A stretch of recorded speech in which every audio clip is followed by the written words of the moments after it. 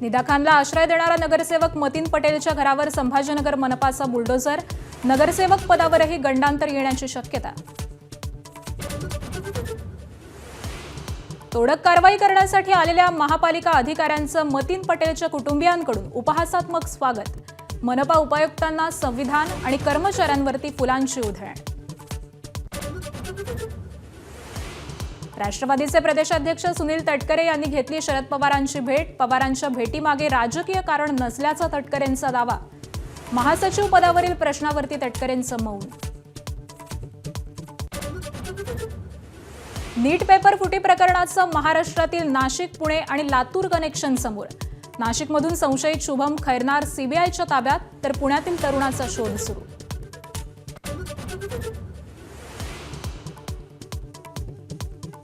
मुंढवा जमीन गैरव्यवहार प्रकरणात अमेडिया कंपनीवरचा दंड कायम, 21 कोटींची स्टॅम्प ड्युटी, दंड भरावा लागणार, कंपनीला महसूल मंत्र्यांकडे अपील करण्यास 2 महिन्यांची मुभा।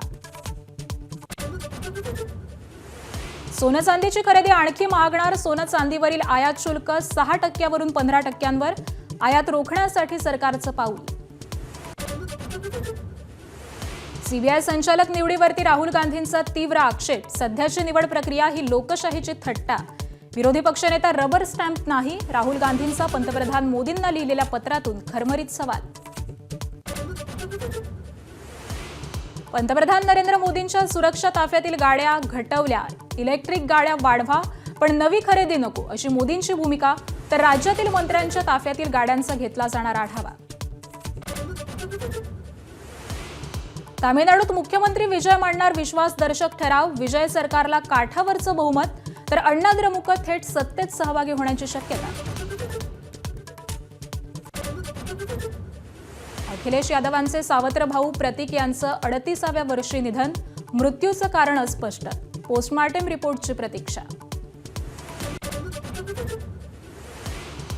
अमेरिकेचे अध्यक्ष ट्रम्प आजपासून चीन दौऱ्यावरती, उद्या जिनपिंग यांच्याशी होणार भेट, इराण युद्ध आणि जागतिक तणावाच्या पार्श्वभूमीवर ट्रम्प यांच्या चीन दौऱ्याला महत्त्व। टीव्हीच्या पुरस्कारात एबीपी माझाचा डंका, उत्कृष्ट पत्रकार, शोध, ग्रामीण अशा 7 विविध कॅटेगरीमध्ये मिळाले पुरस्कार। संपूर्ण देशाला हादरवणाऱ्या नीट पेपरफुटी प्रकरणाचं महाराष्ट्रामधल्या 3 मोठ्या शहरांशी कनेक्शन असल्याचं उघड झालंय। नीटचा पेपर सर्वप्रथम नाशिकमध्ये फुटल्याचं उघड झालंय। या प्रकरणामध्ये नाशिक जिल्ह्यातील मूळचा नांदगावचा आणि सध्या नाशिकमध्ये प्रॅक्टिस करणाऱ्या डॉक्टर शुभम खैरनार याला अटक करण्यात आली आहे। त्याला नाशिक गुन्हे शाखेनं सीबीआयच्या ताब्यात दिलंय। या संपूर्ण प्रकरणाचं पुणे कनेक्शन देखील उघड झालंय। नाशिकमधून अटक केलेल्या तरुणाचा साथीदार पुण्यातल्या वाघोलीतील असण्याची शक्यता आहे। धनंजय असं त्याचं नाव आहे, तर पुणे पोलीस या धनंजय नावाच्या व्यक्तीचा कसून शोध घेत आहेत। तो मूळचा अहिल्यानगरचा आहे। मंगळवार दुपारपासूनच संबंधित तरुणाचा मोबाईल बंद आहे। धनंजयनं शुभमला हा पेपर 10 लाखांना विकल्याची माहिती आहे आणि त्यानंतर शुभमनं टेलिग्रामच्या ॲपवरून तो 15 लाखांना विकल्याचं समोर आलंय। शुभमनं हा पेपर हरियाणामध्ये विकल्याचं उघड झालंय। या दोघांनी हा पेपर काही ग्रुप्सवरती फॉरवर्ड देखील केलेला होता, तर लातूर शहराशी देखील या प्रकरणाचे धागेदोरे जुळलेले आहेत। पेपरफुटी प्रकरणामध्ये लातूरमधल्या काही क्लासेसची चौकशी सुरू झाली आहे आणि विशेष म्हणजे क्लास चालकांची नावं पोलिसांनी जाहीर केलेली नाहीयेत। 12 मे रोजी एका विद्यार्थिनीच्या पालकांनी पोलीस अधीक्षक कार्यालयामध्ये प्रत्यक्ष उपस्थित राहून लेखी तक्रार दिली आहे। लातूरमधील एका खासगी क्लासेसनं नीट परीक्षा होण्यापूर्वी विद्यार्थ्यांना मॉक टेस्ट पेपर दिलेला होता आणि या पेपरमधील तब्बल 42 प्रश्न हे नीट यूजी 2026च्या प्रत्यक्ष परीक्षेमध्ये जसेच्या तसे आल्याचा दावा करण्यात आलाय। या प्रकारामुळे संबंधित क्लासेसचा पेपरफुटी प्रकरणाशी संबंध असण्याची शक्यता ही तक्रारीमधून व्यक्त करण्यात आली आहे।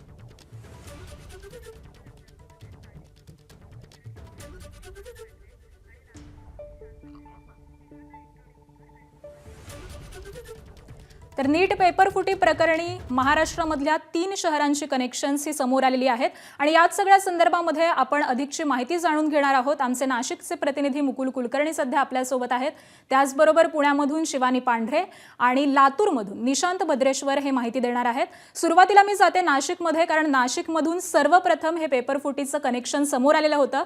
मुकुल, खरं तर शुभमला या ठिकाणी अटक करण्यात आलेली आहे, त्याची काल चौकशी देखील झालेली आहे, त्यामुळे या सगळ्या प्रकरणामध्ये कालच्या चौकशीतून काही अपडेट समोर येत आहेत का?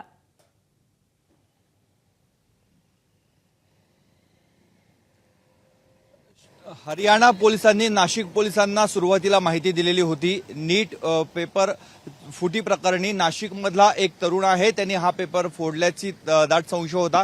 त्यावरून नाशिक पोलिसांनी शुभम खैरनार याला इंदिरानगर पोलीस ठाण्याच्या हद्दीमधनं अटक केली।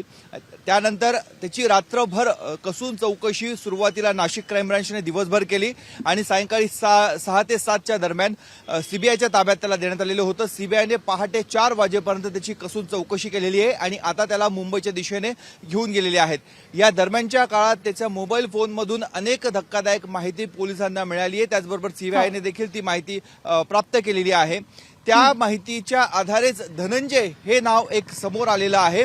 शुभम हा एकटाच अशा स्वरूपाचा पेपर फोडीचा घोटाळा करू शकत नाही, तर त्याला साथीदार असणारे अनेक लोक असू शकतात, अनेक हात यामध्ये असू शकतात। त्या दृष्टीने तपास हा करण्यात आलेला आहे। फॉरेन्सिक टीमच्या माध्यमातून देखील शुभमचे अनेक साथीदार असू शकतात असंच आता समोर आलेलं आहे आणि त्याचा एक साथीदार हा पुण्यामधून आहे, धनंजय नावाचा एक व्यक्ती आहे आणि या संदर्भामध्ये शिवानी पांढरे अपडेट देतील। शिवानी, या धनंजयचा नेमका कशा पद्धतीने शोध घेतला जातोय आणि अजून कोणी संशयित आहेत का? काय अपडेट्स मिळतात?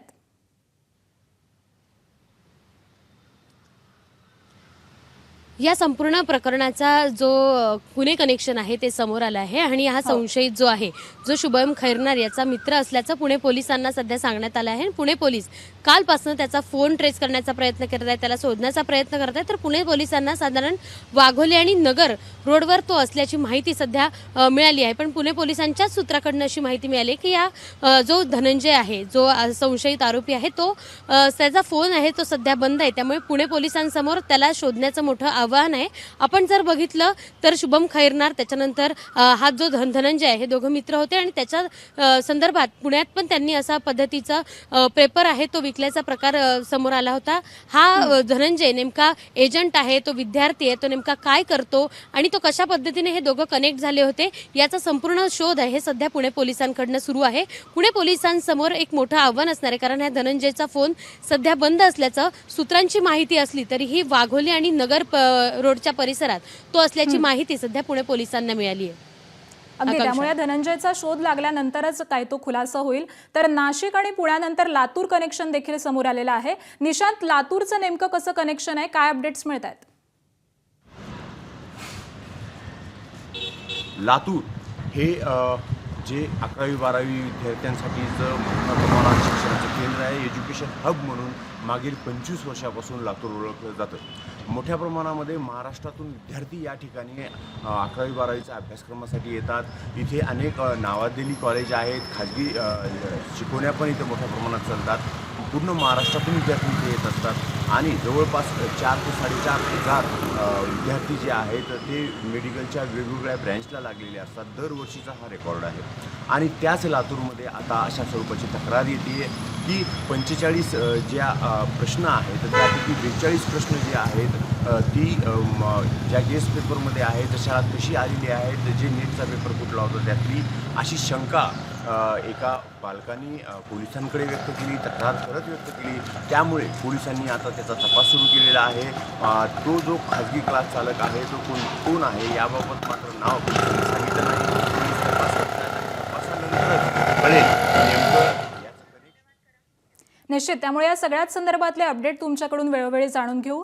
तुर्तास धन्यवाद या माहितीसाठी। नाशिक TCS धर्मांतर प्रकरणामधील आरोपी निदा खानला आश्रय देणाऱ्या MIM नगरसेवक मतीन पटेल यांच्या घरावरती पालिकेकडून अखेर कारवाई करण्यात आली आहे। मनपाचे 100हून अधिक कर्मचारी अधिकारी हे दाखल झालेले होते। मतीन पटेलांच्या कुटुंबियांनी मनपा पथकाचं स्वागत करत गांधीगिरी करण्याचा प्रयत्न केला। फुलांच्या माळा आणि संविधानाची प्रत देऊन हे स्वागत करण्याचा प्रयत्न करण्यात आलाय।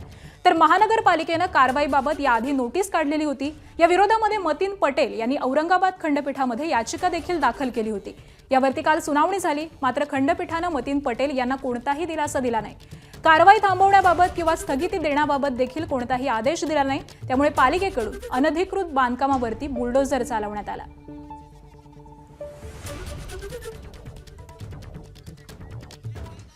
नगरसेवक मतीन पटेल यांनी निदा खानला आश्रय देऊन ज्या घरामध्ये लपवलेलं होतं ते घर देखील आज मनपानं जमीनदोस्त केलंय।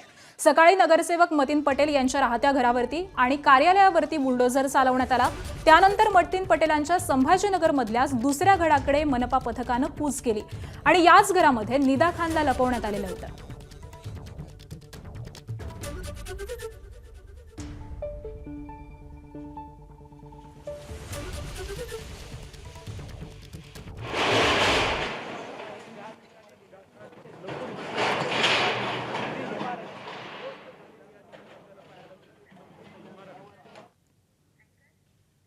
छत्रपती संभाजीनगरमध्ये एमआयएम नगरसेवक मतीन पटेलांच्या घराचं पाडकाम करण्यात आलं। त्यापूर्वी रात्री उशिरा इम्तियाज जलील यांच्याकडून मतीन पटेल आणि इतर कार्यकर्त्यांकडून संवाद साधण्यात आला। त्यावेळी कारवाईला विरोध न करण्याचं आवाहन जलील यांनी पटेल परिवार आणि कार्यकर्त्यांना केलं।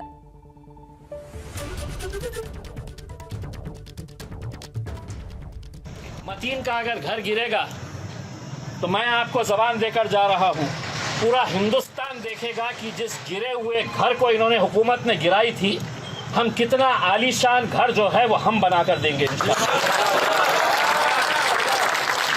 हिंदुस्तान देखेगा।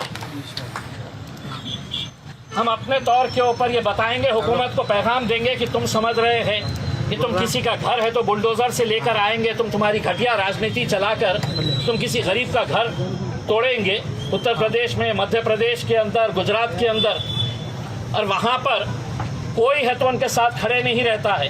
उनका घर गिरता है, घर वाले कहाँ जाते हैं। दरम्यान मतीन पटेल यांच्या घरावरील कारवाईवरती महसूल मंत्री चंद्रशेखर बावनकुळे यांनी नेमकी काय प्रतिक्रिया दिली आहे पाहूयात। निदा खानसारख्या अत्यंत गंभीर आरोपाखाली असलेल्या आरोपीला अशा प्रकारचा आश्रय देणे हा खेदजनक आहे, म्हणून पोलिसांनी कारवाई केली असेल। आणि यानंतरची बातमी आहे खरात संबंधीची। बंधू अशोक खरातला मुंबईच्या कोर्टामध्ये हजर करण्याचे आदेश देण्यात आलेले आहेत। 70 कोटींच्या मनी लॉन्ड्रिंग प्रकरणामध्ये खरातची मुंबई वारी होणार आहे। 18 मे या दिवशी खरातला मुंबई कोर्टामध्ये हजर करण्याचे आदेश हे देण्यात आलेले आहेत। तर विशेष न्यायालयानं खरातबाबत नाशिक कोर्टाला हे आदेश दिलेत। खरातला हजर केल्यावरती त्याचा ताबा घेण्यासाठी ईडी ही अर्ज करणार आहे।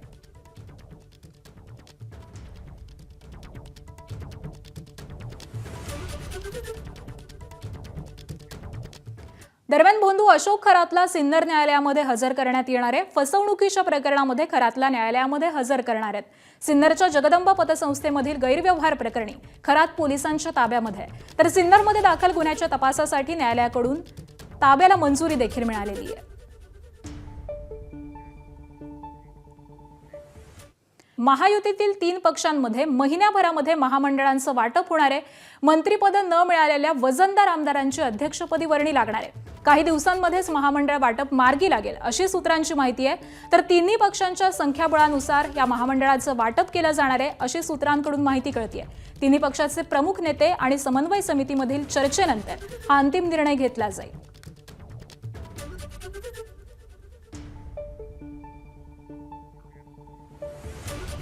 तर आताची एक मोठी बातमी आपण पाहतोय, महामंडळांचं वाटप केलं जाणार आहे। महायुतीमधील 3 पक्षांमध्ये या महामंडळांचं वाटप केलं जाईल। मंत्रिपद न मिळालेल्या अशा वजनदार आमदारांची या महामंडळाच्या अध्यक्षपदी वर्णी लागेल अशी शक्यता व्यक्त केली जाते।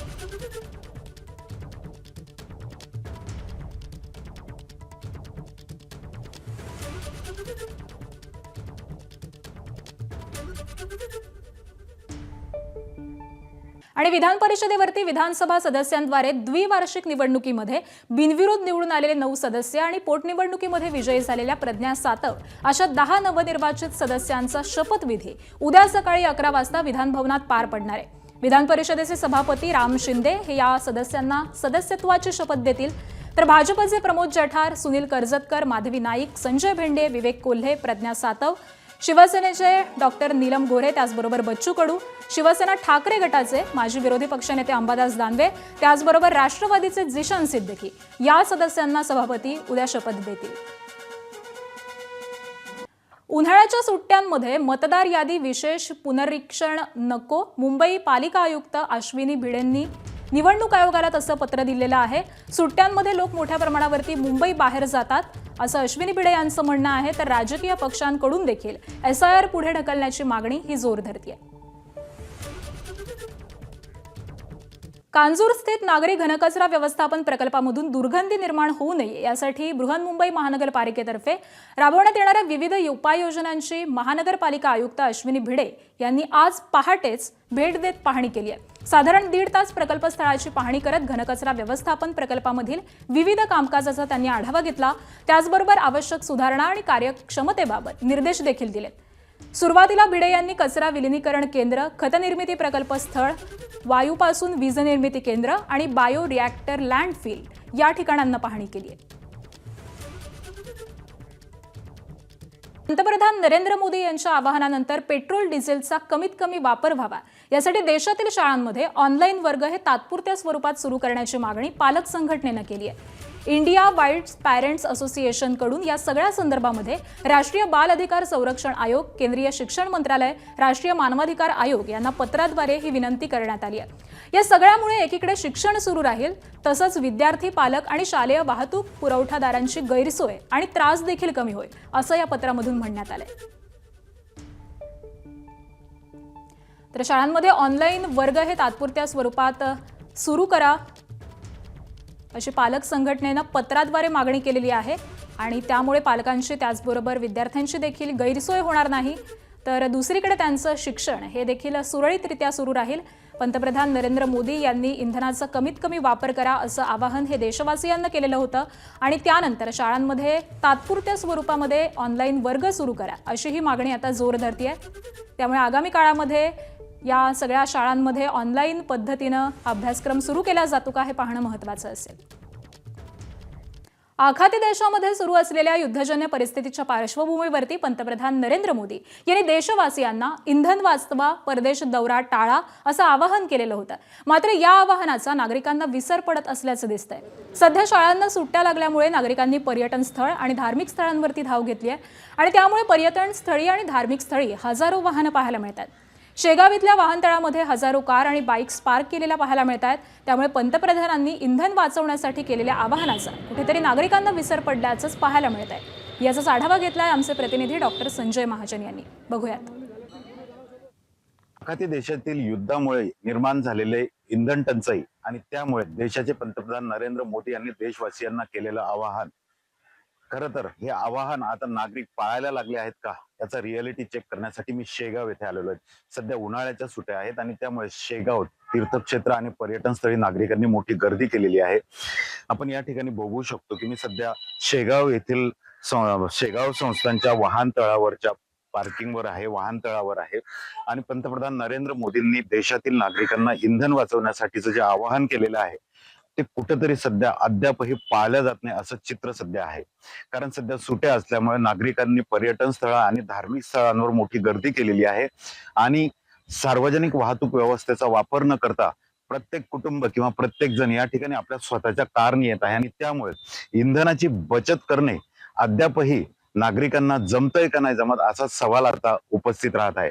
सध्या मी शेगाव येथील संत गजानन महाराज संस्थांच्या वाहनतळावर आहे आणि या ठिकाणी बघितलं तर सध्याही हजारो कार, हजारो बाईक या वाहनतळात आहे आणि त्यामुळे नागरिकांना जे पंतप्रधानांनी आवाहन केलंय त्याचं गांभीर्य कळतंय का नाही यावर आता प्रश्नचिन्ह निर्माण झालेलं आहे. कॅमेरामन शांतारामसह डॉक्टर संजय महाजन, एबीपी माझा, बुलढाणा. विरारमध्ये आत्माराम पाटील यांची निर्घृणपणे हत्या करण्यात आली आहे. शिरगावच्या बेकायदा खाणकामामध्ये प्रशासनाला मदत केल्यामुळे ही हत्या करण्यात आल्याचं सांगण्यात येत आहे. अमित चौधरी यांनी खाणकामाच्या विरोधामध्ये तक्रार केलेली होती, तर तक्रारीनंतर तहसीलदारांनी मंडलाधिकारी प्रभाकर पाटलांना पाहणीस पाठवलेलं होतं. प्रभाकर पाटील यांना मदत का केली म्हणून आत्माराम पाटलांची हत्या करण्यात आली आहे. लाठीकाठीनं मारहाण करून दगडानं ठेचून त्यांची निर्घृणपणे हत्या करण्यात आली आहे. तर विरार पोलिसांकडून 2 जणांना ताब्यात घेण्यात आलेलं आहे आणि फरार आरोपींच्या शोधासाठी पोलीस पथकं देखील आता रवाना झाली आहेत.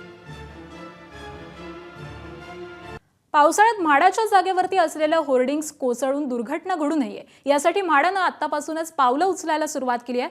पावसाळ्यापूर्वी स्ट्रक्चरल ऑडिट रिपोर्ट सादर करण्यासंदर्भामध्ये म्हाडानं होर्डिंग्स धारकांना नोटीस बजावलेली आहे. रिपोर्ट सादर न करणाऱ्या कंपन्यांवरती कठोर कारवाई केली जाईल असा इशारा देखील या नोटीसीद्वारे देण्यात आलाय. नंदुरबारमधील नवापूर परिसरामध्ये बर्ड फ्लूचा प्रभाव वाढताना दिसतोय. नवापूरमध्ये 6 पोल्ट्री फार्मचे अहवाल हे पॉझिटिव्ह आलेले आहेत. तर या पार्श्वभूमीवरती मोठ्या प्रमाणावरती कलिंग ऑपरेशन सुरू करण्यात आलंय.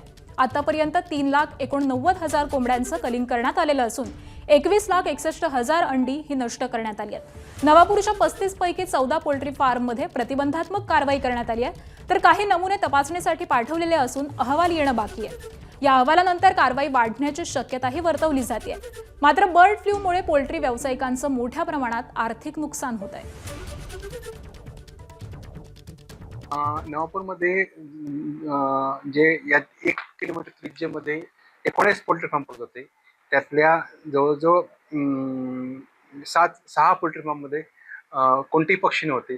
पण 19 पैकी 13 जे पोल्ट्री फार्म आहेत त्याच्यामधले जे पक्षी आहेत ते सगळे नष्ट करण्यात आले आहेत. रत्नागिरीच्या राजापूरमध्ये गोवा बनावटीच्या दारू विक्रीवरती पुन्हा एकदा लोकप्रतिनिधींनी धाड टाकली आहे.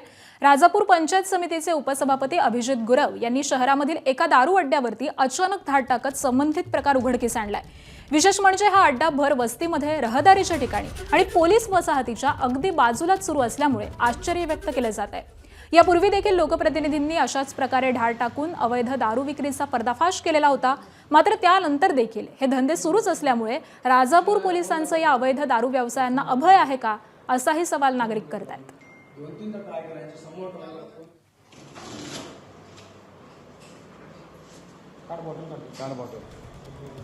मनसे अध्यक्ष राज ठाकरे आज रेल्वे भरती आंदोलन प्रकरणाच्या सुनावणीसाठी ठाणे न्यायालयामध्ये हजर राहणार आहेत.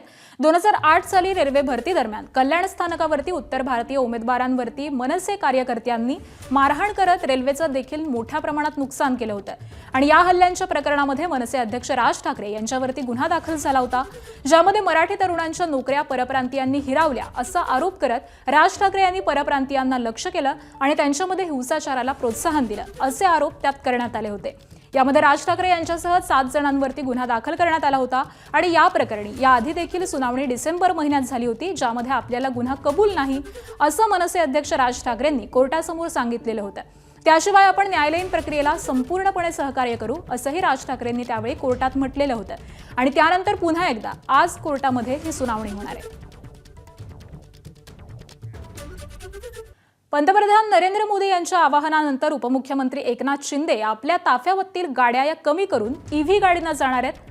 एकनाथ शिंदे ठाण्याहून मुंबईकडे जाताना ईव्ही गाडीनं आज जातील असं देखील सांगण्यात येत आहे आणि त्याशिवाय ताफ्यामधील गाड्या सुद्धा कमी करणार असल्याची माहिती सध्या समोर येते. बारामतीमध्ये पुन्हा एकदा शिकाऊ विमान विमान आहे. रेड बर्ड या कंपनीचं विमान गोजुबावी गावाच्या हद्दीमध्ये पडलेलं आहे. शिकाऊ वैमानिक सुरक्षित असल्याची प्राथमिक माहिती सध्या समोर येते. तर शिकाऊ विमान हे नेमकं कशामुळे पडलं हे मात्र अद्यापही कळू शकलेलं नाहीये. पोलीस घटनास्थळी दाखल झालेले आहेत.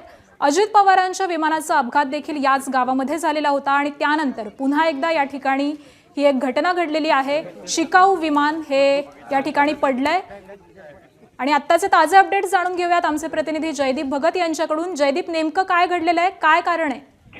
खरं तर आकांक्षा अर्धा तासापूर्वी रेडबर्ड हे या ठिकाणी जे आहे ती प्रशिक्षण संस्था आहे आणि त्याचं विमान जे आहे ते बारामती तालुक्यातल्या गोजुबाबी या ठिकाणी पडलेलं आहे. अर्थात हे विमान का पडलं याची अधिकृत माहिती मिळू शकली नसली तरी रेडबर्डचे या आधी देखील अनेकदा अपघात झालेले आहेत. खरं तर या विमान कंपनीवरती बंदी देखील, प्रशिक्षण केंद्रावरती बंदी देखील काही काळासाठी घालण्यात आली होती.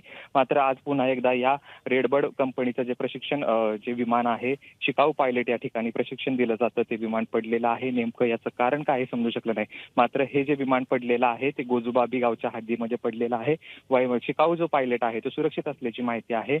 नेमकी पुढे काय कशामुळे पडलं याची तांत्रिक बाब चौकशी होऊन याचा जी आहे ती माहिती पुढेल. मात्र सध्याच्याच परिस्थितीमध्ये अर्ध्या तासापूर्वी विमान पडलेलं आहे. पायलट सुरक्षित असल्याची जी आहे ती प्राथमिक माहिती आहे. आता नेमकं कशामुळे पडलं याची कारणं कालांतराने कळतीलच. मात्र रेडबर्ड संदर्भात जे आहे ते याआधी देखील अनेक विमानाचे अपघात या ठिकाणी झालेले होते आणि आज पुन्हा एकदा रेडबर्डचं विमान पडलेलं आपल्याला पाहायला मिळतंय. आकांक्षा, अगदी जसं तुम्ही जयदीप म्हणताय की या विमानावरती खरं तर बंदी घालण्यात आलेली आहे. या आधी देखील अशा पद्धतीच्या घटना घडल्याचं कळत आहे. त्यामुळे नेमकं असं असताना हे विमान प्रत्यक्षामध्ये का चालवलं जात होतं या संदर्भामध्ये काही स्पष्टीकरण देण्यात आलंय का? नाही, अद्यापपर्यंत कुठलंही स्पष्टीकरण नाही. खरं तर आकांक्षा, बारामतीमध्ये 2 विमान वैमानिकांना प्रशिक्षण देणाऱ्या संस्था आहेत, एक रेडबर्ड आणि दुसरी कारवार एव्हिएशन. आणि त्या ठिकाणी जे आहे ते शिकाऊ पायलटांना प्रशिक्षण दिलं जातं. बारामतीमधल्या गोजुबाबी या ठिकाणी हे विमानतळ आहे, या विमानतळावरती हे प्रशिक्षण दिलं जातं.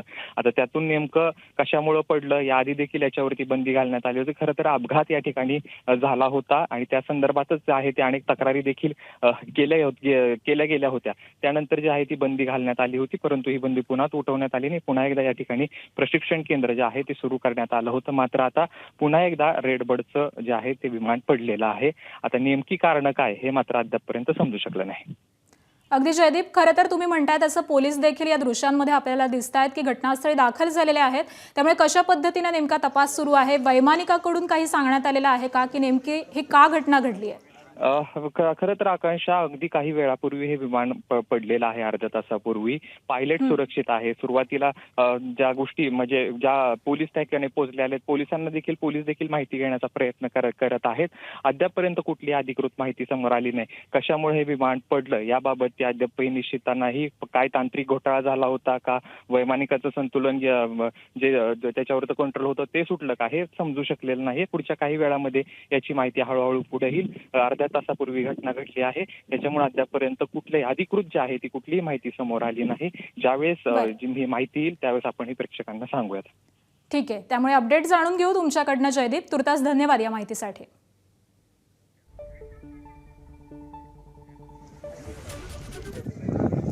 तर बारामतीमध्ये शिकाऊ विमान पडल्याची ही घटना घडलेली आहे. हे विमान नेमकं कोणत्या कारणामुळे पडलं हे अद्यापही कळू शकलेलं नाहीये. मात्र अगदी काहीच वेळापूर्वी, साधारण अर्ध्या तासापूर्वीची ही घटना आहे. या संपूर्ण अपघातामध्ये वैमानिक हा सुखरूप असल्याचं कळतंय. त्यामुळे आता पोलीस देखील घटनास्थळी दाखल झालेले आहेत. कोणतंही नुकसान झालेलं नसलं तरी नेमकी कोणत्या कारणामुळे ही घटना घडलेली आहे हे येणाऱ्या काळामध्ये या तपासामध्ये समोर येईल. मात्र अशी ही दुसरी घटना याच गावामध्ये घडलेली आहे, ज्या ठिकाणी अजित पवारांचा अपघात झालेला होता. त्याच गावाच्या हद्दीमध्ये दुसऱ्यांदा रेडबर्ड कंपनीचं हे विमान पडलंय. महाराष्ट्र ATS कडून विविध ठिकाणी छापेमारी करण्यात आलेली आहे. पाकिस्तानी गँगस्टर शहाजाद भट्टी गँगशी निगडीत लोकांवरती धाडी टाकण्यात आल्यात. डोंगर गँगच्या लोकांना फॉलो करण्यावरती देखील ATSची धाड आहे. सकाळी 8 वाजल्यापासून ATSची ही छापेमारी सुरू झालेली आहे. नालासोपारा, मीरा रोड, नागपूर आणि पुण्यामध्ये या धाडी टाकण्यात आल्यात. त्याचबरोबर मुंबई, अकोला, नांदेड, नाशिक आणि जळगावमध्ये देखील या धाड्यांचं सत्र हे सुरू झालेलं असल्याचं कळतंय. सोशल मीडियावरती फॉलो करणाऱ्यांवरती देखील धाडी टाकण्यात आल्याचं समोर येत आहे. आणि आज सगळ्या संदर्भामध्ये अपडेट देत आहेत आमचे प्रतिनिधी सूरज ओझा. सूरज, नेमकी काय अधिकची माहिती आहे? कशा पद्धतीने ही कारवाई केली जाते, धाडी टाकण्यात येतात? हे जे गँगस्टर्स आहे, लॉरेन्स बिश्नोई सारखे, त्याचबरोबर शहजाद भट्टी, डोगर गँग, हे जे गँग्स आहेत ते त्या गँगनी एक सोशल मीडियावर त्यांचा एक स्टारडम क्रिएट केलेला आहे. त्याचबरोबर बऱ्याच जण आहेत ते त्यांच्या संपर्कात आहे सोशल मीडियाच्या माध्यमातून. त्यामुळे महाराष्ट्र ATSला एक टिप मिळाली होती. त्या टिपच्या आधारावर अशा बऱ्याच लोक आहेत ज्यांच्यावर आता ATS चौकशी करणार आहे, त्यांच्याशी बोलणार आहे. त्यामध्ये जे सूत्र आहे ते सांगतायत की नालासोपारा, मीरा रोड, नागपूर, पुणे, मुंबई, अकोला, नांदेड, नाशिक आणि जळगाव इथे ATSने आज सकाळी मॉर्निंग 8 वाजल्यापासून छापेमारी टाकलेली आहे. आणि ही छापेमारी एकदम प्लॅनिंग करून, म्हणजे प्रत्येक ठिकाणी एकच टाइमावर जे अधिकारी आहेत ते पोहोचलेले आहे. त्या प्रत्येक लोकांची चौकशी करणार, त्यांची क्वेश्चनिंग करणार आणि त्यांच्याकडे काय काय आहे, त्यांचे इलेक्ट्रॉनिक गॅजेट्स सगळे तपासले जाणार आहे. तर हा एक गँगस्टर, जे महाराष्ट्रामध्ये गँगस्टर जे येण्याचा विचार करत आहे, त्यावर महाराष्ट्र ATSची मोठी कारवाई आहे. जी बरं, धन्यवाद सूरज या सगळ्या सविस्तर माहितीसाठी. आयात शुल्क वाढतात सोनं आणि चांदीच्या दरामध्ये देखील मोठी वाढ झाली आहे. सोन्याच्या दरात तोळ्यामागे 11,000 रुपयांची वाढ झालेली आहे. सोनं हे काल 1,51,000 रुपयांवरती होतं, तर आज त्याचा दर 1,62,000 वरती पोहोचलेला आहे. आणि चांदीच्या दरामध्ये देखील प्रति किलो 30,000 रुपयांची वाढ झाली आहे. चांदी 2,68,000 रुपयांवरून 2,98,000 रुपयांवरती पोहोचलेली आहे.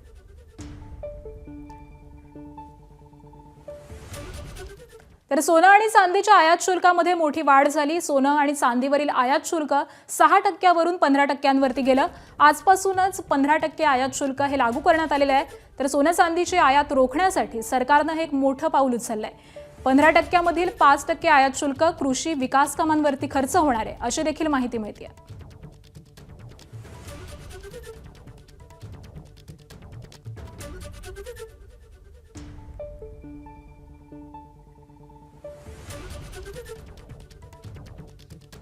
सांगलीच्या जत तालुक्यामधील मोटेवाडीमध्ये काल निसर्गाचा भीषण कोप पाहायला मिळाला. वादळी वाऱ्यासह झालेल्या पावसामुळे मंदिराची भिंत कोसळून 6 भाविकांचा दुर्दैवी मृत्यू झाला. मृतांमध्ये 4 पुरुष, यामध्ये 2 14 ते 15 वयोगटातली मुलं आणि 2 महिलांचा समावेश आहे. यातील काही जत तालुक्यामधलेच आहेत, तर काही कर्नाटकमधून मरगुबाई देवीच्या जत्रेसाठी आलेले होते. या दुर्घटनेमध्ये 13हून अधिक भाविक हे गंभीर जखमी झालेले आहेत. त्यांच्यावरती मिरजच्या शासकीय रुग्णालयामध्ये सिनर्जी आणि त्याचबरोबर जत, संख आणि विजापूर इथं उपचार सुरू आहेत। या घटनेमुळे संपूर्ण सांगली जिल्ह्यावरती शोककळा पसरली आहे। दरम्यान जखमी रुग्णांची पालकमंत्री चंद्रकांत पाटील आणि जतचे आमदार गोपीचंद पडळकरांनी भेट घेतली। सांगलीच्या या दुर्घटनेच्या पार्श्वभूमीवरती पंतप्रधान नरेंद्र मोदी यांनी देखील दुःख व्यक्त केलंय।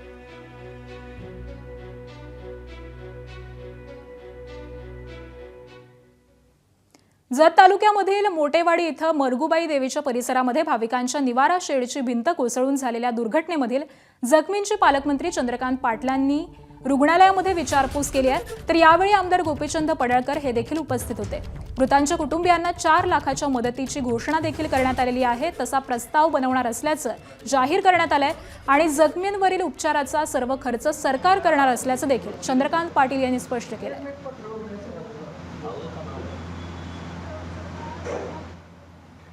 मृतांच्या नातेवाईकांना प्रत्येकी 4 लाख रुपये मिळवण्याचा प्रस्ताव कलेक्टर महोदयांनी तयार केला आहे। तो मदत पुनर्वसनला जाईल। उद्या सुदैवाने कॅबिनेट आहे, लगेच मदत पुनर्वसनच्या ज्याचे मिनिस्टर आहेत मकरंद पाटील त्यांना मी सांगून पटकन चेक मिळण्याची व्यवस्था करू। जखमींचा सगळा खर्च आम्ही करू, काही सरकारी योजनेतून होईल, काही प्रायव्हेटली होईल, ते प्रायव्हेटली पण आम्ही करू। सिनर्जी लावल्यानंतर प्रायव्हेटली बिल भरायला लागेल, ते आम्ही भरू। प्रायव्हेटमध्ये जी सगळी लोकं आहेत त्यांची सगळी जबाबदारी माननीय पालकमंत्री महोदयांनी घेतलेली आहे। ज्या लोकांचं दुर्दैवी निधन झालं आहे त्यांना आम्ही भावपूर्ण श्रद्धांजली अर्पित करतो। आता ह्या झालेल्या घटनेला आम्ही काही करू शकत नाही, परंतु सरकारच्या माध्यमातून त्यांना मदत मिळवून देण्याच्या दृष्टिकोनातून आज माननीय कलेक्टर सांगली तात्काळ त्यांना मदत मिळण्याच्या संदर्भातला एक प्रस्ताव आज सरकारकडे पाठवणार आहेत। सुदैवी घटना हे आहे की सगळे जे जखमी झाले होते ते सगळ्याच्या सुस्थितीत आहे, त्यांना जीविताची काही हानी नाही आहे आणि ते सगळे रिकवर चांगल्या पद्धतीने करत आहेत। आणि शासनाचे मार्फत जे 6 लोक जे मयत झाले त्याच्यापैकी 4 जे महाराष्ट्रीयन आहे त्यांना शासनामार्फत जे अनुदान आहे ते उपलब्ध करून देण्यासाठी आम्ही प्रस्ताव तयार केलेला आहे।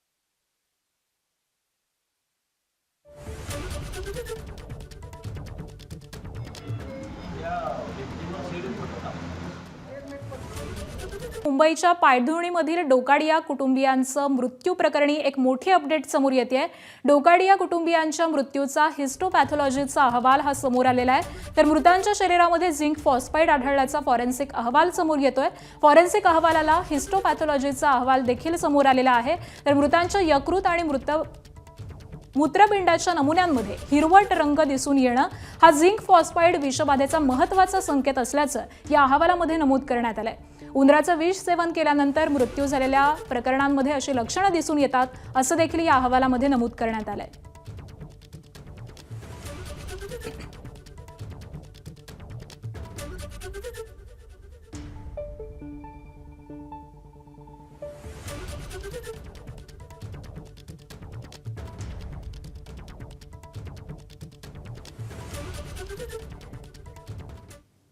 अखिलेश यादवांचे सावत्र भाऊ प्रतीक यांचा संशयास्पद मृत्यू झालेला आहे। मुख्यमंत्री कार्यालयाच्या निगराणीखाली पोस्टमार्टम होणार आहे। तर 4 डॉक्टर प्रतीक यांच्या मृतदेहाचं पोस्टमार्टम करणार आहेत आणि पोस्टमार्टमची व्हिडिओग्राफी करण्याचे देखील निर्देश हे आता देण्यात आलेले आहेत।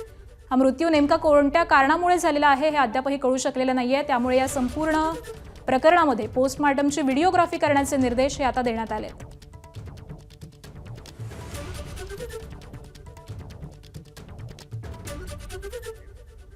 अखिलेश यादवांचे सावत्र भाऊ प्रतीक यांचा संशयास्पद असा मृत्यू झालेला आहे। 4 डॉक्टर आता प्रतीक यांच्या मृतदेहाचं पोस्टमार्टम करणार आहेत। मुख्यमंत्री कार्यालयाच्या निगराणीखाली हे पोस्टमार्टम केलं जाणार आहे। अखिलेश यादवांचे सावत्र भाऊ प्रतीक यांचा संशयास्पदरित्या मृत्यू झालेला आहे, त्यामुळे या संपूर्ण प्रकरणामध्ये आता पोस्टमार्टमची व्हिडिओग्राफी करण्याचे निर्देश देखील देण्यात आलेले आहेत। त्यामुळे हे पोस्टमार्टम झाल्यानंतर या मृत्यूमागचं नेमकं कारण काय आहे हे समोर येईल। 4 डॉक्टरांच्या टीमकडून या मृतदेहाचं पोस्टमार्टम केलं जाणार आहे आणि त्याची व्हिडिओग्राफी देखील करण्याचे निर्देश हे आता देण्यात आलेले आहेत।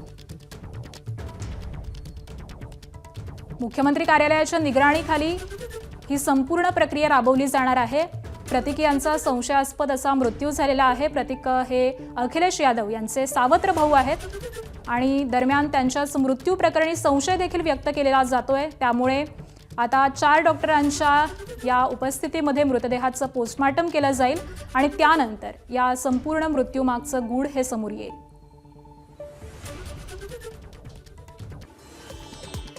छत्रपती संभाजीनगरमध्ये निदा खानला आश्रय देणं नगरसेवक मतीन पटेलांना भोवलंय. मतीन पटेलांच्या घरावरती पालिकेची कारवाई, तर कारवाई आधीच मतीन पटेलांकडून घर रिकामं, अनधिकृत ऑफिसवरती देखील बुलडोझर.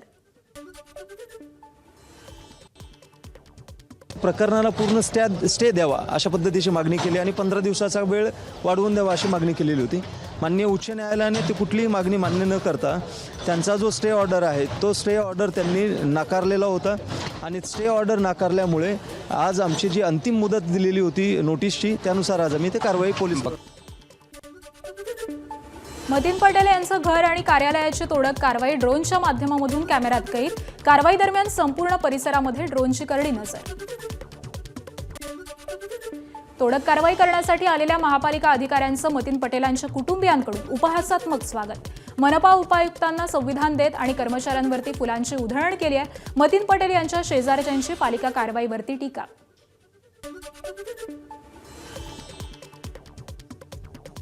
इनके वालिद साहब ने क्या करे, इनके बच्चों के हिस्से दे दिए.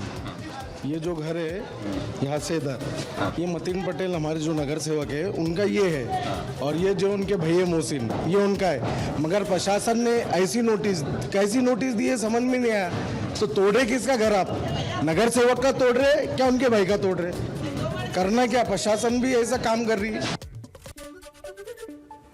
एमआयएम नगरसेवक मतीन पटेलच्या घराचं पाडकामा आधीच रात्री उशिरा इम्तियाज जलील यांचा मतीन पटेल आणि इतर कार्यकर्त्यांकडून संवाद. कारवाईला विरोध न करण्याचं जलील यांचं पटेल परिवार आणि कार्यकर्त्यांना आवाहन. निदा खान सारख्या आरोपीला आश्रय देणं खेदजनक, महसूल मंत्री चंद्रशेखर बावनकुळेंची प्रतिक्रिया. समाजाला कलंक असणाऱ्या आरोपीला मदत करणं योग्य नसल्याची प्रतिक्रिया. महाराष्ट्रात जिहाद करणार असाल तर देवाभाऊचा बुलडोझर चालणारच अशी प्रतिक्रिया मंत्री नितेश राणेंनी दिली आहे. या सगळ्याचा मास्टर माइंड इम्तियाज जलील असल्याचा आरोप देखील राणेंनी केलाय. देवाभाऊचं सरकार आहे आणि देवाभाऊचं बुलडोझर, तुम्ही महाराष्ट्रात अगर जिहाद करत असाल तर देवाभाऊचं बुलडोझर चालणारच. मास्टर माइंड इम्तियाज जलीलच आहे. ज्या पद्धतीने निदा खानच्या संदर्भात सातत्याने तिची बाजू घेण्याचं काम, म्हणजे जिहादचं बाजू घेण्याचं काम हाच इम्तियाज जलील करत होता. त्याची जागा बाहेर नाही, जेलमध्ये आहे आणि मला वाटतं की लवकरच तो नारळ फुटेल. खरं तर छत्रपती संभाजीनगर महानगरपालिकेने अखेर घाण साफ करायला सुरुवात केली. निश्चितच मी संभाजीनगरच्या महापौराचं आणि प्रशासनाचं स्वागत करतो. माननीय मुख्यमंत्री देवेंद्रजी फडणवीस यांचं हे कायद्याचं राज्य आहे आणि कायद्याच्याच भाषेने खऱ्या अर्थानं ते दाखवल्या जाऊ लागलं आणि त्यामुळे नागरिकांमध्ये एक आत्मविश्वास जागृत झाला.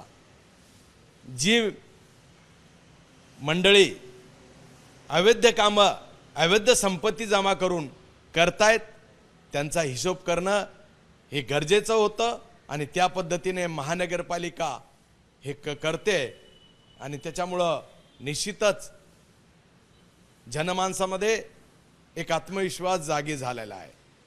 हे छत्रपती शिवाजी महाराज, छत्रपती संभाजी महाराजांचं च्या विचारावर, संस्कृतीवर चालणारं राज्य आहे आणि त्यामुळं मला निश्चित खात्री होती की या राज्यातले मुख्यमंत्री देवेंद्रजी फडणवीस यांचं राज्य आहे. अजिबात अवैध धंदे खपून घेतले जाणार नाही आणि त्या पद्धतीने छत्रपती संभाजीनगरने दाखवून दिलं.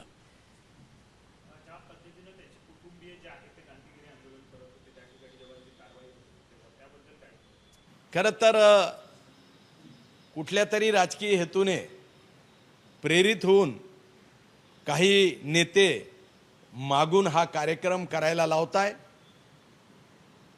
त्यांनी जरी फुलं टाकले तरी ती फुलं जी घाण होती ती साफ करायला लागल्यामुळं ते फुलं आहे. निश्चितच जे चूक आहे ते चूक आहे आणि आत्ताशी तर सुरुवात झाली. जे चुकीचं काम करतं त्याला कायद्याची भाषा समजलीच पाहिजे आणि त्याच्यामुळं जो असा कायदा सोडून वागेल, अवैध काम करेल त्याला अशाच भाषेत समजवल्या जाईल आणि त्यामुळे ही एक झाकी आहे. अजून बरीच घाण साफ करायचं बाकी आहे.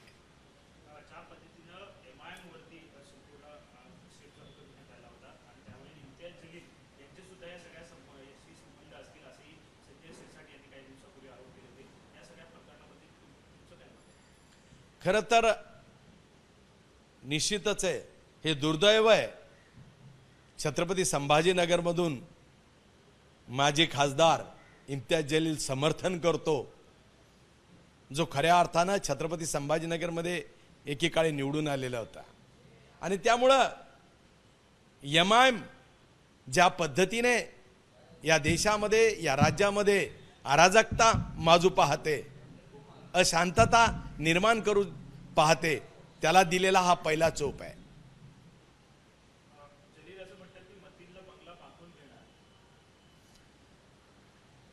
हे बघा,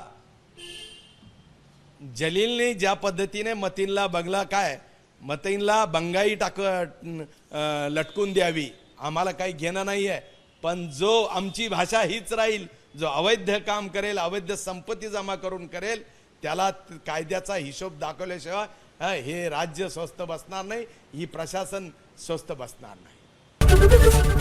ABP माझा, उघडा डोळे बघा नीट.